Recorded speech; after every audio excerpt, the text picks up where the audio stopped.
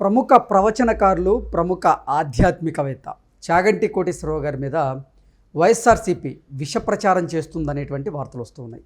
ఏ విషయంలో చాగంటి కోటేశ్వరరావు గారి మీద వైఎస్ఆర్సీపీ విష ప్రచారం చేస్తోంది, అసలు చాగంటి గారిని వైసీపీ ఎందుకు టార్గెట్ చేస్తోంది అనేది మనం పూర్తి స్థాయిలో విశ్లేషణ చేసుకుందాం. ప్రస్తుతం మనతో పాటున్నారు ప్రముఖ రాజకీయ విశ్లేషకులు, ప్రముఖ సీనియర్ జర్నలిస్ట్ దుర్గా వడ్లమన్ గారు. వారితో మాట్లాడదాం.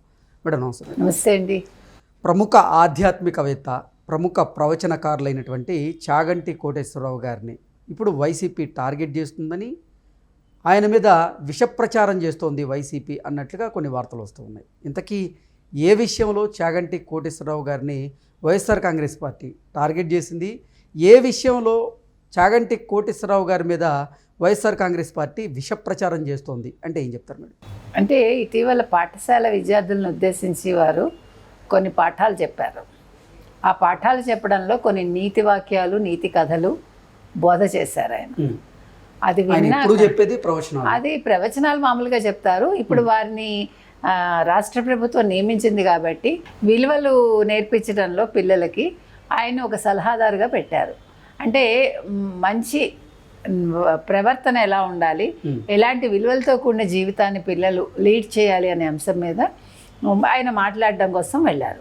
అయితే లోకేష్ అక్కడికి వెళ్ళారు. లోకేష్కి ఏం పనండి అని మీరు అడగచ్చు. లోకేష్ విద్యాశాఖ మంత్రులు కాబట్టి వారు కూడా అక్కడ ఉన్నారు. ఉన్నప్పుడు ఆయన చెప్పిన కొన్ని అంశాలు వైసీపీకి రుచించలేదు. ఓకే, మీరు అడగచ్చు ఎందుకు రుచించలేదండి, మంచి వాక్యాలే కదా, మంచి కథలే కదా అని. మీకు నాకు అది మంచి కథగా అనిపించవచ్చు, కానీ ఆ కథలో వాళ్ళకి నెగిటివిటీ కనిపిస్తుంది, ఆ కథలో వాళ్ళకి రాజకీయాలు కనిపిస్తాయి, ఆ కథలో వాళ్ళకి ఇంకెవరో గుర్తుకొస్తారు. అట్లా గుర్తుకొచ్చారు. మీరు ఆయన ఏం చేశారు, ఒక పందిను ఒక నక్క కథ చెప్పారు. ఆయన చెప్పి అమ్మಣ್ಣమ్మ గారు అంటే చంద్రబాబు నాయుడు గారి తల్లి గారు, చంద్రబాబు నాయుడు గారు చిన్నప్పుడు ఒక కథ చెప్పారు. ఆ కథ వినడం ద్వారా చంద్రబాబు నాయుడు గారు ఒక సిస్టమేటిక్గా ఒక జీవితాన్ని ఆయన నడుపుకుంటూ వచ్చారు ఆయన. అందుకే ఇవాళ ఉన్నత స్థితికి చేరారు. ఆ కథ ఏంటంటే, ఆ పంది ఆ నక్క పని మీద బయటికి వెళ్తాయి. అంటే యజమాని రోజు వాటిని పని చేయటానికి పంపిస్తాయి పొలానికి. పంపిస్తే పంది రోజంతా కష్టపడుతుంది. కష్టపడి అది బురదంతా కడుక్కుని స్నానం చేసి ఇంటికి వస్తుంది సాయంకాలం. నక్క ఏం చేస్తుంది, చక్కగా తోటలంతా తిరుగుతూ అది నచ్చింది ఏదో తిని కాలక్షేపం చేసి వచ్చే ముందు ఒంటికి కాస్త బురద అంటించుకుని వస్తుంది. వస్తే యజమాని అనుకుంటాడు నక్క చాలా కష్టపడుతోంది, పంది నాకు కష్టపట్టలేదు అనుకుంటాడు. సో అప్పుడు పందికి ఎక్కువ తిండి పెట్టకుండా నక్కకి బాగా తిండి పెడతాడు. ఇలా జరిగాక కొన్ని రోజులకి యజమానికి అసలు సంగతి తెలుస్తుంది.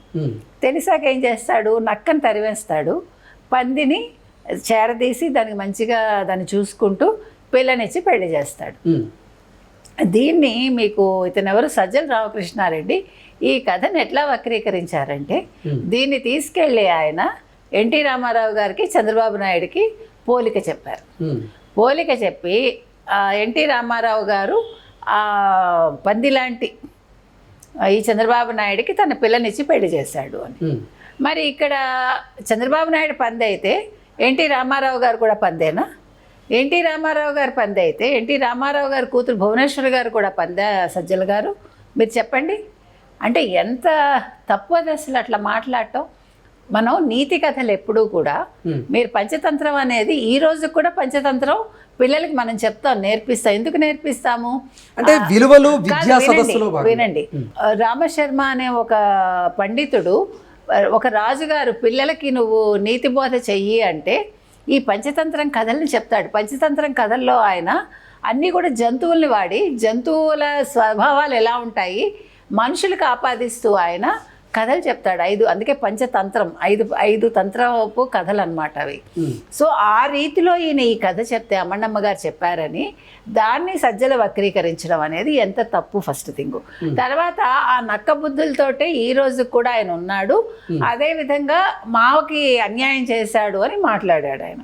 అంటే ఇవాళ వైసీపీకి ఎందుకు కడుపుమంటే, వాళ్ళు గతంలో అడిగినప్పుడు చాగంటి గారు ఒప్పుకోలేదు ఇలా సలహాదారుగా ఉండడానికి. నెంబర్ 1, ఆయన లోకేష్ని, చంద్రబాబు నాయుడిని, వాళ్ళ పనితీరుని ప్రశంసించారు. అది వాళ్ళు తట్టుకోలేకపోతున్నారు. అసలు వీటన్నిటికంటే ముఖ్యంగా చాగంటి కోటేశ్వరరావు గారు తల్లిని గౌరవించాలని, తల్లి దైవంతో సమానమని, ఈ విషయాన్ని నేను తల్లికి చెప్పలేను అనడం మహానేరం అంటూ ఆయన చెప్పినటువంటి సందర్భాన్ని జగన్మోహన్ రెడ్డి జీవితంలో జరుగుతున్న కొన్ని సందర్భాలకు ఆపాదించి చెప్పారన్నట్లుగా ఇప్పుడు వైకాపా వాళ్ళు చాగంటి కోటేశ్వరరావు గారిని టార్గెట్ చేశారన్నట్టుగా కొన్ని వార్తలు వస్తూ ఉన్నాయి. వీటి మీద మీ విశ్లేషణ ఏంటి? ఇంకొక మాట కూడా ఉంది. ఏంటంటే ఆయన కుటుంబ విలువల గురించి చెప్తూ ముఖ్యంగా అన్నదమ్ములు అక్క చెల్లెల గురించి కూడా మాట్లాడారు. మాట్లాడి చాలా మంది మా అక్క మా ఇంటికి రాదండి, లేకపోతే మా అక్కతో నాకు మాటలు లేవండి, మాకు రాకపోకలు లేవండి, నేను మా అక్కని పిలవనండి, లేదా మా చెల్లెల్ని పిలవనండి, లేదు మా చెల్లెలు రాదండి అని ఆస్తి తగాదాలు పెట్టుకుంటున్నారు. ఆస్తి కంటే అనుబంధం చాలా ముఖ్యం అని ఆయన చెప్పటం కూడా వాళ్ళకి తాకింది. అంటే వాళ్ళకి ఏదో ఎక్కడో తగిలిందనమాట. ఎందుకు తగిలింది? మీరు ఇందాక అన్నట్టుగా తల్లి విషయంలో జగన్మోహన్ రెడ్డి ఏం చేశారో అందరికీ తెలుసు, చెల్లి విషయంలో జగన్మోహన్ రెడ్డి ఏం చేశారో అందరికీ తెలుసు. ఆయన 2019లో ముఖ్యమంత్రి కావడానికి ఒక తల్లి చెల్లి దోహదపడ్డారు. కాబట్టి మా అమ్మ విషయం తీసుకొచ్చాడు ఈయన అంటే, నేను మా అమ్మని తరివేశాను కాబట్టి ఇండైరెక్ట్గా నన్ను తిడుతున్నాడు, నేను నా చెల్లెల్ని ఇంట్లోంచి పంపించేశాను కాబట్టి ఈయన అనుబంధాలను మాట్లాడుతూ ఇండైరెక్ట్గా మా కుటుంబం గురించే మాట్లాడాడు అనేది వాళ్ళు అట్లా తీసుకున్నారు. కానీ ఏ గురువైనా చెప్పేది మీరు కనుక తీసుకుంటే కుటుంబ విలువల గురించి ఫస్ట్ చెప్తారు. కుటుంబ విలువలు లేకుండా జీవితం ఉండదు. మన పిల్లలకు కూడా ఎరా మీ అన్నతో పోట్లాడకురా, మీ చెల్లెలతో పోట్లాడకురా, మన చెల్లెలు మన ఇంటి ఆడబడుచురా, నువ్వు బాగా చూసుకోవాలని చెప్పరా? చెప్తారుగా. మరి మీకెందుకు నొప్పి వచ్చింది? మీకు నొప్పి వచ్చింది అంటే మీరు తప్పు చేశారు కాబట్టి. మీరు ఒక తల్లిని పంపించేశారు, తల్లి మీద కేసు వేసావు, నువ్వు తండ్రిని కూడా నువ్వు కేసులో ఇరికించావు, తర్వాత పొన్నవాళ్ళు చెప్పాడని. చెల్లెల్ని ఆస్తి ఇవ్వాల్సి వస్తుందని ఇంట్లోంచి పంపించేసావు, ఒక రాజ్యసభ సభ్యత్వం ఇవ్వాల్సి వస్తుందని, ఒక కుటుంబంలో ఒకళ్ళే ఉండాలి రాజకీయాల్లో అంటూ కొత్త నీతి సూత్రాలు చెప్పావు. సో ఇవన్నీ కలిపి ఇవాళ చాగంటి గారు చెప్పింది ప్రజలకి చాలా నచ్చిందండి. నచ్చింది ఒక్క జగన్మోహన్ రెడ్డికి, వైసీపీ వాళ్ళకి. కాబట్టి వాళ్ళు చాగంటి గారు చెప్పేటువంటి ప్రవచనాలు కానీ నీతి సూక్తులు కానీ ప్రతి ఒక్కరికి నచ్చుతాయి. నచ్చని వాళ్ళు అంటూ ఎవరు ఉండరు. కాకపోతే ఆయన చెప్పినటువంటి కొన్ని సూక్తులను వక్రీకరించి చెప్పేటువంటి ప్రయత్నం అయితే కొంతమంది చేస్తున్నారు. అది ఆయన తప్పు అయితే కాదు కదా. ఆ సందర్భంలో ఆయన్ని టార్గెట్ చేయాల్సినటువంటి అవసరం అయితే లేదు కదా. మరి ఎందుకు పదే పదే ఆయన్ని టార్గెట్ చేస్తూ ఆయన మీద ఆయన వ్యక్తిత్వాన్ని హననం చేస్తూ విష ప్రచారం చేయడం దేనికంటారు? అంటే వాళ్ళు వెళ్ళి జగన్మోహన్ రెడ్డిని మారమని చెప్పలేరు కదా. జగన్మోహన్ రెడ్డి చేసిన తప్పని వాళ్ళకు కూడా తెలుసు కాబట్టి వాళ్ళకి అది గుచ్చుకుంటోంది. అర్థమైందా మీకు? మా పార్టీలో ఇలా జరిగింది, మా నేత ఇలా చేశాడు, ఇది రేపొద్దున మనకి రాజకీయ భవిష్యత్తుకి అడ్డంకి, ఇవన్నీ ఈయన దీన్ని పదే చెప్తున్నారు. కాబట్టి తోబుట్టువుల మధ్య అనుబంధం, కుటుంబంలో విలువలు, విశ్వసనీయత, అనుబంధం గురించి మాట్లాడితే అది ఎవరికి వారు ఆపాదించుకొని నిజంగా వారి గురించే చెప్పారనుకొని చెప్పిన వారిని టార్గెట్ చేయడం ఎంతవరకు కరెక్ట్? అది తప్పండి. ఇప్పుడు ఒకవేళ చెప్పారు అనుకోండి, నేను కూడా మీకు చెప్తా కృష్ణ, అంటే మీలో ఉన్నటువంటి తప్పులను మీరు కప్పుపుచ్చుకొని మీరు చేస్తుంది తప్పు అని ఎవరైనా మీ వైపు అంటే మీకు మంచి చేసేలాగా సలహాలు ఇస్తే దాని తప్పంటే అలా మీలో ఉన్న తప్పుని కదా సర్దిద్దుకోవాలి. అందుకే కదా అదే చెప్తున్నానండి. ఇప్పుడు వాళ్ళకి నచ్చంది అదే.